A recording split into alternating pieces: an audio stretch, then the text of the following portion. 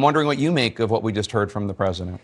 I was very distressed by what I heard the president say. The president is prone, as we all know, to bluster and to fits of pique of being upset about how he's being treated. But look, I don't have any problem. I think Joe Biden said similar things, saying, I think I won. I mean, that's fine. You think you won. That's great.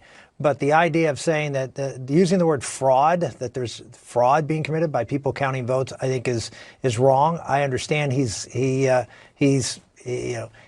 sees votes potentially being shifted around in some places. But look, the reality is that what's happening. I can tell you in Pennsylvania, what's happening is they're counting the absentee and mail-in ballots right now, and some counties have stopped counting. Why have they stopped counting? Because it's 2:48 in the morning. That's why they stopped counting. Because people get tired. When they're tired, they make mistakes, and you stop counting, and then you take it up the next morning when people are fresh, and everybody has a chance to sort of make sure they're not making any mistakes. They're not stopping counting because they're trying to fix anything or create any sort of fraud.